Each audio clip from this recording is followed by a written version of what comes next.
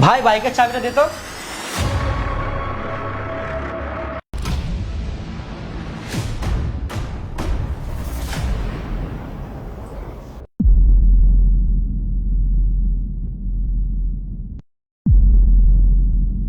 দাদা, দরজার পিছনে রাখা আছে, নিয়ে নাও।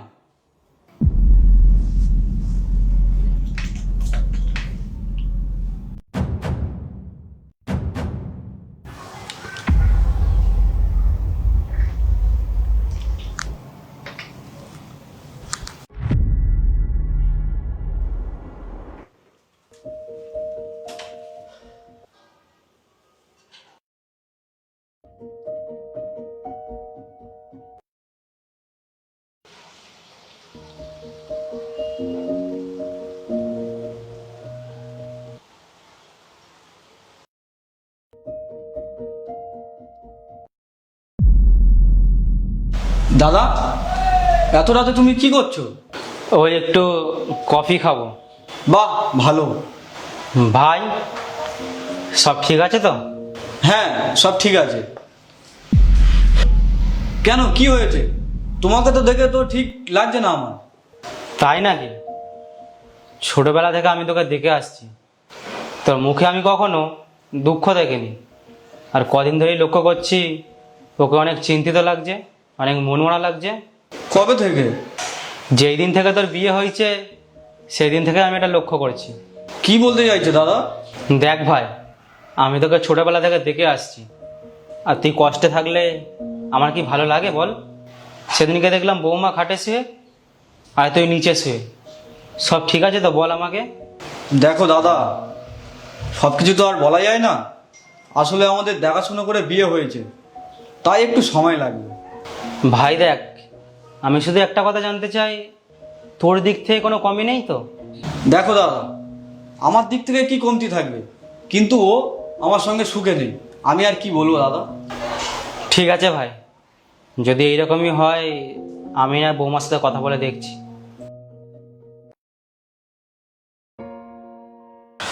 কি করছো বৌমা? কিছু না দাদা, এই তো মা নাড়ু পাঠিয়েছিল, ওটাই খাচ্ছিলাম। বৌমা, সব ঠিক আছে তো? হ্যাঁ, সবই ঠিক আছে। ভাই ভালো আছে? হ্যাঁ, ও তো ভালোই আছে, ভালো কেন থাকবে না? বৌমা, আমি তোমাকে একটা কথা জিজ্ঞাসা করতে চাই। হ্যাঁ, জিজ্ঞাসা করুন। বৌমা, আমি অনেক দিন ধরে একটা কথা বলবো ভাবছি, কিন্তু কীভাবে বলবো বুঝতে পারছি না। কারণ আমার অধিকার নেই হাজব্যান্ড ওয়াইফের মধ্যে কথা বলা। আরে দাদা, আপনি বলুন না, নির্দ্বিধায় বলুন।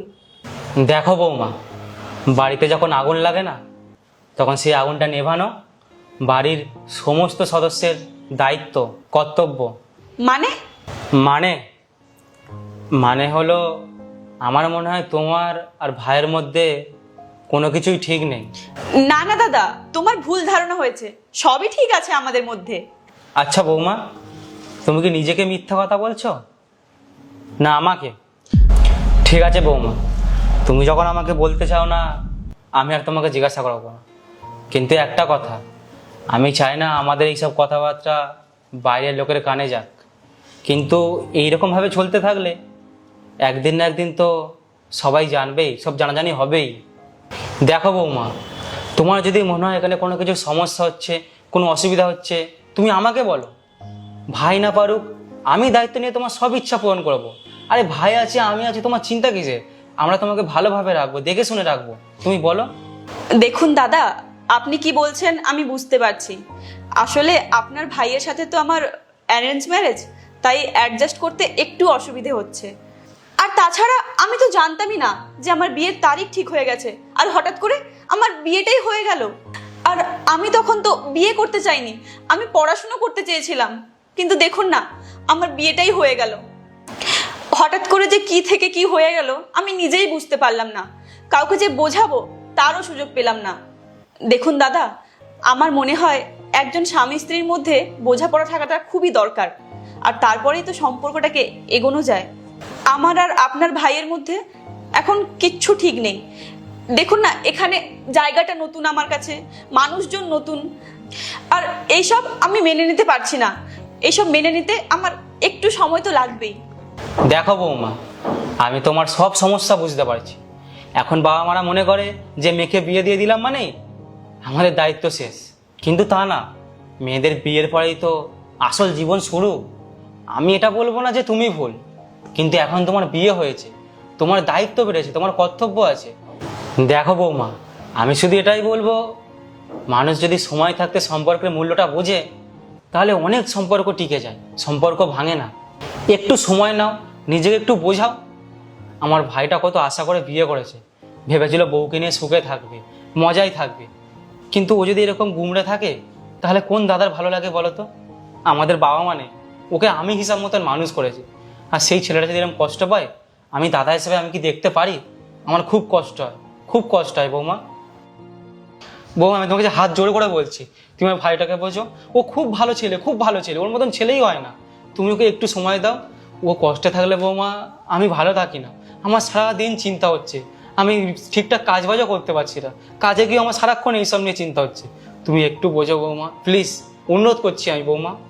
আমি আপনার সব কথাই বুঝতে পারছি, কিন্তু এত তাড়াতাড়ি সব কিছু ঠিক হওয়া সম্ভব না। আমাকে একটু সময় দিন, আমি সব কিছু ঠিক করে নেব। দেখো বৌমা, আমি তোমাকে নিজের বোনের মতো দেখি, আর আমি তোমাকে কথা দিচ্ছি এই বাড়িতে তোমার কোনো কিছুর অসুবিধা হবে না। তোমার সমস্ত কিছু আমি, ভাই, সবাই দেখে রাখবো। দেখো, এই পাড়ায় না আমার ভাইয়ের মতন ছেলে হয় না। আমি ওকে কোলে পিঠে করে মানুষ করেছি।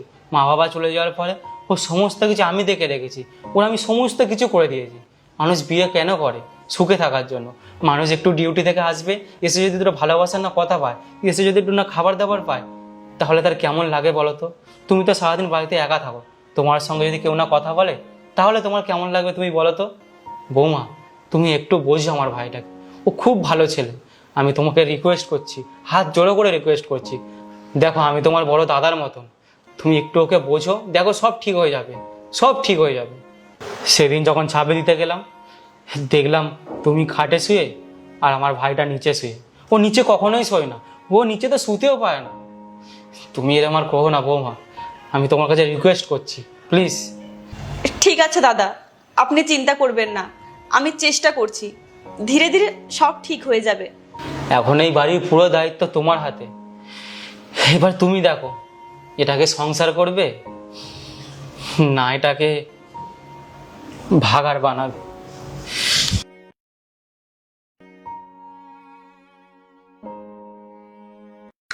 শোনো, আজকে তোমাকে নিচে ঘুমাতে হবে না, এখানেই ঘুমাতে পারো।